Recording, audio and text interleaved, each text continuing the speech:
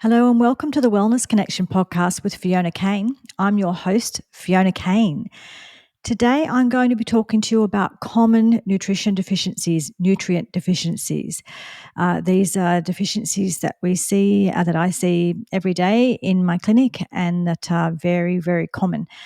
I think it's important to remember what nutrition is, what food is. Food is how we nourish our bodies, so how we get the various vitamins and minerals into our body. And, it might sometimes people are so what? Who cares about vitamins and minerals? But they actually create everything in your body. So everything in your body is largely made from the proteins and the vitamins and the minerals and the fats and the carbohydrates, whatever the carbohydrates feed your microbiome. Everything, the food we consume makes the stuff that our body uses to run. So it makes, for example, protein and calcium and vitamin D, they help you make bone, but it's also the cell making energy. So your cell's ability to function at all is dependent on having certain nutrients in the system. So it's about actually being able to function at all. It's about your liver being able to detox. It's about your eyes being able to see. It's about your bones being strong. It's about maintaining your muscle mass. It's a million things that the nutrients from your food do. If you have a lack of nutrition, if you're not getting the nutrients you need, then you start to get symptoms, signs and symptoms, and you really need to have an awareness around this and think of your food as not just being something that fills you up or something that you like the taste of, but it's also something that feeds your body the nutrition it needs, your body, including your brain. And we forget that because, I've talked a lot before about food, balancing your blood sugar levels. And, for example, magnesium is really important for balancing your blood sugar levels, and having that ability to sort of stay full for longer and not get hungry every 5 minutes, that sort of thing. Your nutrition has a lot to do with that. So the nutrients you eat, and not just the nutrients you eat, but the nutrients you absorb. I've talked to you about absorption of nutrients before and how important it is to have a digestive system that's working well and a healthy microbiome.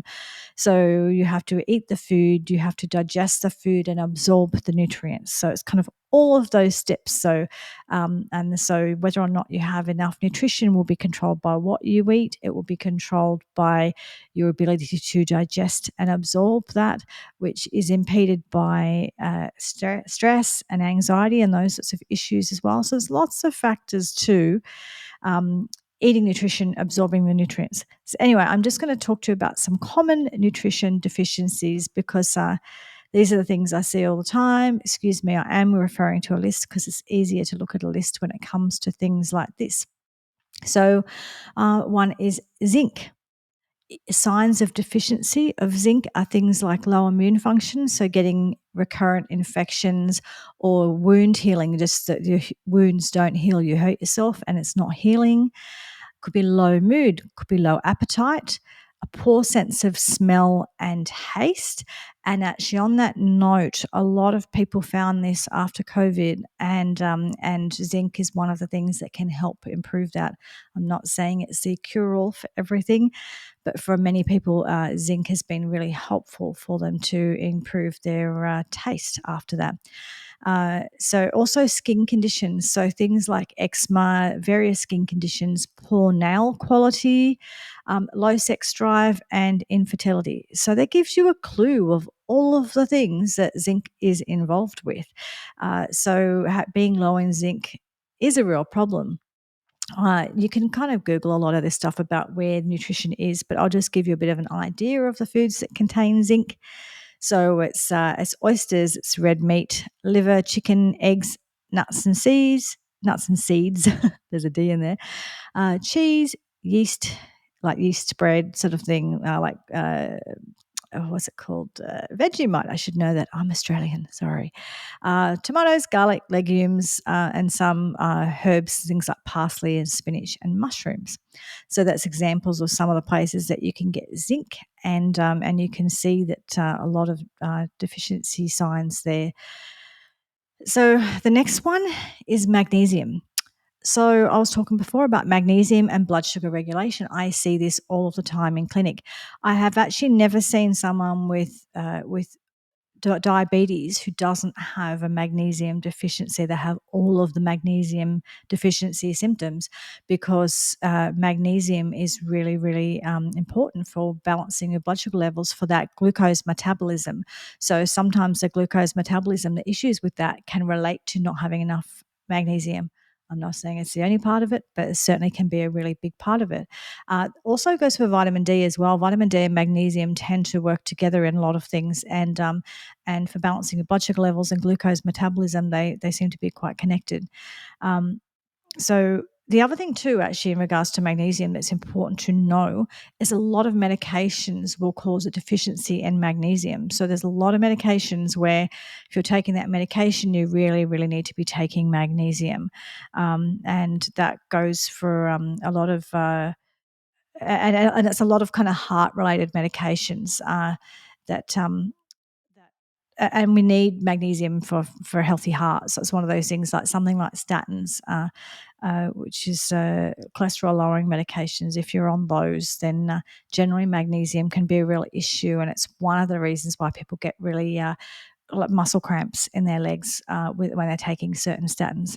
So if you're on those medications, you often will need to take magnesium as well. Not at the same time, not at exactly the same time. Keep it at least half an hour, if not a couple of hours apart. But magnesium can be important. Of course, too, I will just mention here that this is the stuff I do in my clinic. And rather than kind of just taking supplements willy nilly, it is best to have someone who knows what they're doing help supervise this for you, because there are contraindications with medications, issues with timing, and other things to consider. So I'm just giving you a bit of a general idea. You can book a consultation with me, informedhealth.com.au, online consultation. However, I'm just giving you a bit of an idea of the sort of symptoms you might have that might relate to nutrition deficiencies, and you often see them after people go on medications, and or otherwise if people just have gut issues, like someone who has issues where they're not absorbing their nutrients, where the food's going right through them, or maybe they have upper digestive issues where they have a lot of reflux, that sort of thing. Sometimes that's an indication that you're not digesting your food very well. So you see these symptoms. So anyway, so magnesium, poor blood sugar regulation, hypertension, so high blood pressure, and so it very much is involved in managing a healthy blood pressure and blood glucose. So again, really, really important nutrient, magnesium. Muscle cramps is one of the most common things I see with magnesium. Now, muscle cramps can relate to other things like sodium and potassium, that sort of thing as well, but quite often it is a magnesium deficiency. Um, and especially like foot cramps, leg cramps, that kind of thing. People are waking up at night with foot cramps. You can also, with magnesium, you can buy their stuff, the creams and that sort of thing. You don't absorb them fully, but you absorb enough, and it's enough for things like muscle cramps. And it's really, they're quite good locally to sort of rub on locally. So you have some next to your bed if you do wake up with cramps, but then look at why you have a magnesium deficiency as well, and you may need to take it depending on your situation. So other symptoms can be muscle spasms as well, and this goes for whether it be like your leg but also magnesium can really help with other kinds of spasms, like if you're having like period pain or even digestive pain, like where you're getting cramps in your stomach, that kind of thing. Magnesium can really help with that. The other symptoms that could indicate that you're deficient in magnesium are being tired, like that's a fatigue, lethargy, that kind of thing, tension, headaches, and poor sleep, because magnesium is involved in making melatonin, which is your sleep hormone. And inability to deal with stress, because magnesium's involved in that whole pathway for serotonin, melatonin, and all of those things that help you balance your stress and balance your mind. And so that nervousness and anxiousness. And it's a thing, a lot of women know this well. I think that we certainly need more magnesium at certain times of the month, or just in certain stressful situations. So women will often be craving something like chocolate or something like that around that time. And part of that could be that they're craving magnesium. So it's all of those symptoms can relate to magnesium deficiency. That's why it's important to understand if you have deficiencies and what they are, and get the right advice about the type of supplement to take. There's lots of different types of magnesium, and some of them will just cause you tummy problems and won't really absorb anything. So yeah, just get advice around it. Don't just go to the supermarket and pick up the first thing you see. Sometimes you make the problem worse by doing that. So, magnesium is in things like red meat, chicken, liver, pork, turkey, nuts and seeds, again, yeast. It's in dark chocolate. It's in curry powder and goat's milk, and I think it would be in regular milk as well. And things like spinach and parsley and stuff like that. So that's magnesium. And you can see when I read these lists, so much nutrition is in animal products. That's why it's so important to include animal products in your diet, whether it's like eggs or meat or milks or things like that. If you can, if your body can deal with those foods. Just a moment, just have a sip of my tea. So the next one is sodium. And so sodium, salt, you might know it as salt. And essentially symptoms of low sodium include fatigue, weakness, headaches, constipation, and difficulty concentrating. And you'll see that it's one of the symptoms that you see when someone's done those people when they're doing a race and they get to the end of a race and they fall over and they're like a running race or a long distance race or something, often they end up with a sodium deficiency. It will also cause the cramps, like the leg cramps and that sort of thing. So the muscle cramps, that kind of, it's like that imbalance of sodium and potassium. Actually, it's a combination. Sodium and potassium work together, but essentially you'll see that in people who've like when they're doing a race or something, and if they're not managing their nutrition well, they're sort of really sweating a lot, whatever. So sodium is one of those things that, you know, it can push up your blood pressure. If you already have high blood pressure, it seems to have issue with people. However, if you don't have high blood pressure, then we really need to take sodium, or not take sodium. We need to eat sodium. We need it to be part of our diet. And I would just say, in regards to salt, if you're getting salt, like if you're using a rock salt or a lake salt or some sort of like sea salt or something that's got all different minerals in it, and you're just using that and adding that to your healthy home prepared natural foods, in most cases it's a non-issue. It's actually a really healthy thing. If the salt you're getting is coming from packets of chips and junk food and biscuits and lollies and whatever, there's a problem. So sodium in its kind of natural, kind of just adding it to our cooking as a natural thing, as a for taste and flavor, is a non-issue for most people. Unless you have high blood pressure, it might be an issue for you. But yeah, what's happening now is we're seeing a lot of people with, I think, starting to be more deficient in sodium because we're kind of avoiding it. And it's not evil and bad. It actually has a really, really important role in our bodies and in our health. So we don't avoid it, but we just be aware of where we're getting it from. And generally, if you're getting it from a natural place and putting it in your natural healthy foods, it's usually a healthy thing in most cases.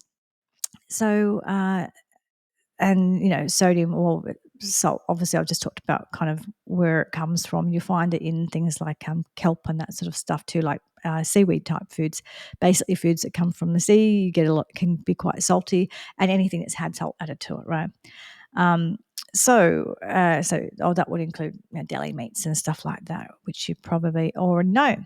So the next one is potassium. Again, muscle cramps, muscle twitching, heart palpitations, and you might sort of really start to notice your heartbeat. So again, this can be an issue. This sodium, potassium, they work together when people are having a race of some sort.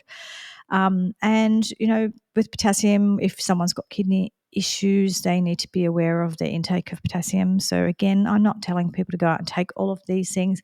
Have an awareness around it, eat some of the foods, and get the right advice for you.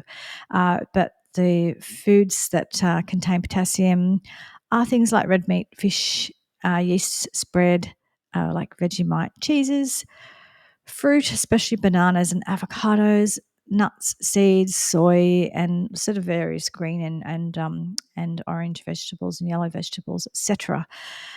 So the idea is to sort of get most of this nutrition from those foods. And if you're having problems with digestion, book in a consultation and we can help you resolve your digestive issues to the best, depending on what's going on for you, to the best of our ability. Uh, Now, the next one is iron. Iron is a really common deficiency in women because for 30, 40 years of our life, whatever, however long it is, we lose iron every month during our periods. So it can be a really big issue for women, less so for men. If men have iron deficiencies, could relate to uh, uh, of like a vegan diet or something. Otherwise, the concern might be that you have some sort of internal bleed, a gastrointestinal bleed, because it's not normal for men to be sort of as normal or common for men to be as low in iron. And some people have a disease that where they're too high in iron. So this is one of those issues where, again, don't just go and start taking it. Get advice around whether or not you need it and it's right for you and which kind and all the rest of it, because taking iron can certainly cause constipation. Again, different types. So get the right advice so that you can help reduce those issues. But low iron can be low motivation, poor concentration, fatigue, irritability, poor behavior in children, headaches, shortness of breath. I get the shortness of breath. I've been low in iron most of my life, and it's a shortness of breath that I get, dizziness, very pale appearance, low immunity, and a smooth, swollen tongue can often be a sign of iron deficiency. Iron is in, of course, red meats, liver, kidney, chicken, lamb, veal, nuts, seeds, eggs, seafood, and some leafy greens and things like soy, tomatoes, that sort of thing. There's heme iron and non-heme iron, basically stuff that comes from animals and stuff that comes from veggies. In my opinion, you need both. So you can't just do one or the other. I think that we need both. Anyway, that was iron. Now, B vitamins, there's lots of B vitamins. It's not just one thing. But generally speaking, when people are low in B vitamins, you might see low energy. You might see mouth sores or those like cracks in the side of the mouth, and like ulcers, mouth ulcers as well. Low mood, not able to deal with stress, confusion, nausea, susceptibility to infection, skin rashes, things like dermatitis, abdominal cramps, also weakness, tired, lightheaded, dizzy, heart palpitations. And this also, actually, some of these, particularly those last few ones, the weakness, tiredness, heart palpitations, they're a real B12 thing.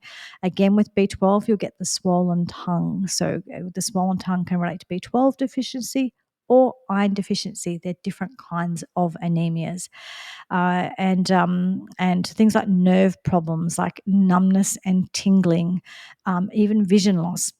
And I would suggest to you, particularly if you have a vegan diet, if you're getting these symptoms, please go and get it checked out, because if you have B12 deficiency for long enough, you will actually end up with brain damage. So it doesn't work well for you in the end. Like you can't reverse that. So yeah, please ensure that you are aware of your B vitamin status, particularly your B12. Hang on, I just need to have a break. I'll be back in a moment. Sorry about that. I'm back. So my computer just started doing weird things. So I just stepped away for a moment to fix that problem. So we were just talking about things, B12. And please, if you're a vegan, you probably should actually be taking B12, because even if you don't have a deficiency, now you will ultimately end up with a deficiency, because there are plant sources of B12, but they don't seem to be the kind of B12 that is helpful. So anyway, just please get it checked and please get onto it if there's a problem, because especially if you're having those numbness, tingling, vision loss, those sorts of things, you can end up with permanent damage. So please don't risk that. And B12, it's in meat, seafood, eggs, and cheese. The B12 that actually is useful. I think the B12 in plants, etc., I don't think it is as and doesn't work as well as the B12 in animal products. So, iodine is the next one. Being low in iodine causes low mood, depression, fatigue, sensitive to cold, inability to lose weight, and that can be because it affects your thyroid. So, we need iodine to make thyroid hormone. So, one of the common causes of thyroid issues is actually being low in iodine. So, you get the sluggish metabolism, the dry skin, the constipation, and they're all signs of thyroid disease. And in the case of this, they can be corrected by having enough iodine. It's not as common deficiency anymore because we actually it's fortified in our foods, so it's put in bread and cereals and that kind of thing. However, it can be an issue, so it's good to be aware of that. It's also in table salt, so the iodized table salt, it's in there. And it's also in things like milk, fish, cocoa, egg yolks, oysters, scallops, and seaweed. Now, iodine is also it's very very important for if you're planning to get pregnant. It's very very important to have enough iodine and look at those amounts. All of these nutrients. It's very important. But yeah, iodine deficiency can cause really severe. Uh, Brain function deficits in babies. So yeah, it's something you have to have a real awareness around. Um, okay, essential fatty acids like omega threes that we see from things like we talk about fish oils. There's omega threes, there's omega sixes, but omega threes in particular are essential. A lack of them, low mood, dry hair, dry skin, joint pain, forgetfulness. So yeah, a lot of kind of brain sort of symptoms. I think that the forgetfulness, etc., but also tired. You can be tired from it as well. Sometimes if you're tired, you take some fish oil; it will pep you up. So and that's omega threes, like I said, fish oil. So it's in things like walnuts and flaxseed oil, and other like algae and things like that. And omega 6s you get from things like sunflower seeds and pine nuts and Brazil nuts. So just essential fats, they are important. They're called essential in nutrition. Essential means your body can't make it, you must eat it. So, and it's essential for health and life. So that's what essential means. If you ever see the word essential in nutrition, it's not like, oh, the essential handbag of the season. It's not that. It's actually essential for health and life and survival and all of that jazz. Uh, so I've only got a couple more to go. I'm just aware of time. Okay. So calcium. Calcium. Obviously, we hear about calcium in regards to bone health, but calcium, like a deficiency in calcium, can also cause things like confusion, muscle cramps. Again, back to those muscle cramps. There's a few nutrients involved there because magnesium and calcium work together. It's complicated, so I'm not going to go into it, but they work together. But also things like tingling of the lips and fingers and brittle bones. So with calcium, calcium is not the only thing that you need for bones. You need lots of nutrients for bones. So don't get caught up and it's just about calcium. Also, I would say to you, don't take calcium unless you are supervised by a sensible doctor or a sensible nutritionist or naturopath, because calcium can cause problems when you take it as a supplement, and it can build up around your arteries and sort of contribute to those sorts of issues. So we need to make sure when we are taking calcium that it is being absorbed into our bones. And you need vitamin K2 to be present for that. You need vitamin D to be present for that. You need good fats to be present for that. It's complicated. It's a complicated mechanism. We used to think, oh, okay, someone's low in calcium, take calcium, full stop. But the calcium we take, it ends up in people's kidneys, it ends up in the arteries, it ends up in all sorts of places, but not necessarily the bones. So please don't just go and buy a calcium supplement.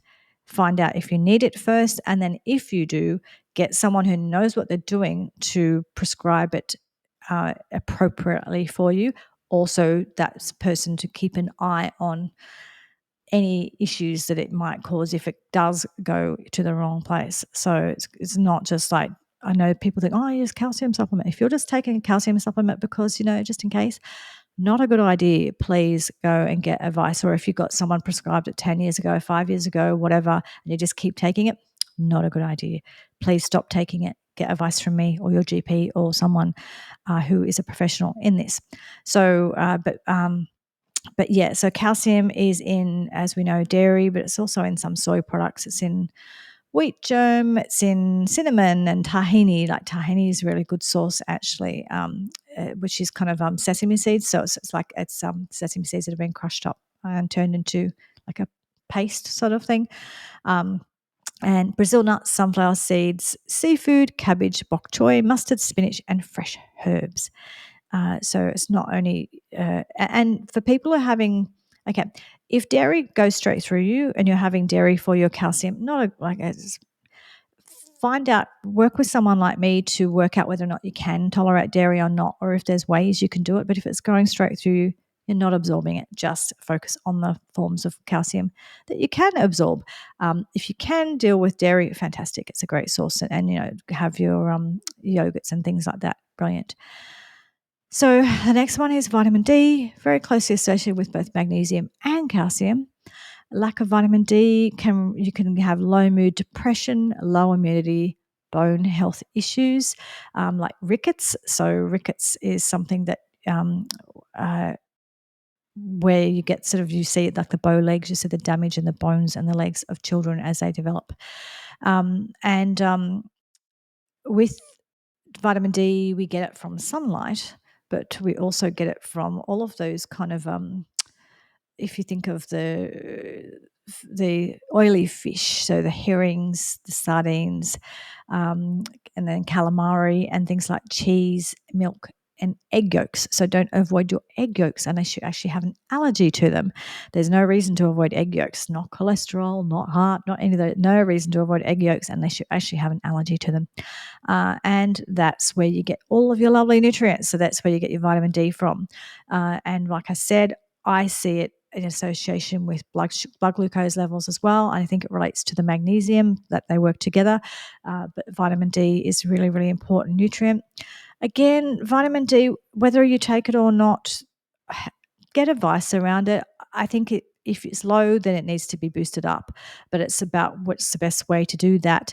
You can also get vitamin D. It will come in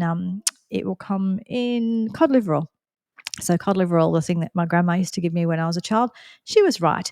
And in saying that, it's not on my list here, but vitamin A is another one. Now, vitamin A is not available in a vegan diet at all. Provitamin A is, which is the stuff that you see in carrots and that sort of thing. Retinol. Anyway. But so provitamin A is, but vitamin A is not. Now, most people, or I don't know about most, but anyway, some people can't convert provitamin A into actual vitamin A. I don't know what the percentages are, but some people are unable to do that. And they are the people that get very, very ill on vegan diets and end up with the immune system breaking down, bones breaking down, all sorts of issues, spine falling apart. So please be aware that just because you've got provitamin A, it doesn't mean you're converting it into vitamin A itself. Vitamin A is also in cod liver oil, and vitamin A and D sort of work together and often in similar places. And vitamin A is used for the lining of your digestive system. So if you think of like all the wet things inside, well, all of the wet things basically, any orifice in the body, basically that inside lining, that wet mucous membrane lining, vitamin A is very associated with that. Things like allergies, those sorts of things as well, and just in general skin issues.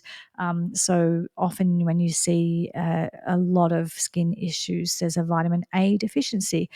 And you can have too much vitamin A. You do have to have an awareness around it. But again, get advice, because if you've got a deficiency, it does need to be corrected. And cod liver oil and vitamin A is in pretty much all the same things that vitamin D is in, all the oily fish and egg yolks and things like that, and meat, I think, as well. So last two, one is chromium. Chromium it helps you balance your blood sugar levels. If you've got a lack of chromium, then you'll see problems with blood sugar regulation. So you might be getting hungry all the time. and you might be getting confused or having impaired coordination. Chromium is in things like ham and white fish and parsley, olives and cottage cheese, and it can be important for. It's often used in supplements for weight loss in regards to blood sugar control to stop you from craving. So calcium and not calcium, magnesium and chromium work together quite well that way in just helping correct your blood glucose function so that you're not getting low blood sugar all the time and craving sugar all the time, or craving food all of the time. The last one I will cover today is vitamin C. And vitamin C, we know it in relation to immune system, also connective tissue, like things like gingivitis or any of those mouth issues. Can relate to a vitamin C deficiency, poor wound healing, and low mood and depression. And vitamin C is in things like guava, banana, blackberries, capsicum, strawberries. Think of all of the citrus fruits. Think of just all the colors, all the different colors of vitamins and minerals are in those colorful vegetables. Just a quick note to going back to the vitamin A. In Australia, you don't think this is happening, but in Australia, I don't have the article or the information in front of me, but there was a child, he went blind in one eye and he was going blind in the other eye, and it was a vitamin A deficiency. So don't think this does not happen in Australia, and it couldn't be fixed. Like once you go blind from the vitamin A deficiency, you go blind. So that's the other thing with vitamin A, night vision. So if your night vision is starting to go, you have a vitamin A deficiency, and you might not be getting enough. Even if you are eating fruit and vegetables, you might not be getting enough from those. So be very aware that vitamin A is a really, really important nutrient. And yes, children going blind in Australia from a vitamin A deficiency. And this was, I think he was eating, I'm just trying to remember now, but he kind of all he ate was chips, like hot chips kind of thing, or fries, you might call them wherever you are, but just like hot chips, fries, that kind of thing. He's pretty much just eating those, I think just like white foods made from potato and stuff. And he ended up going blind in one eye, and lucky they caught it in time, because they didn't diagnose it, because no one believes this is happening in Australia. But it is happening in Western countries. You can be overnourished as far as too much food, but undernourished as far as not enough nutrition. And so that happens. It doesn't just happen in places where they've got lack of food. It actually happens in places where we have an abundance of food, but a lack of healthy diet and balanced diet. Anyway, I will leave it at that. I hope that was useful to you.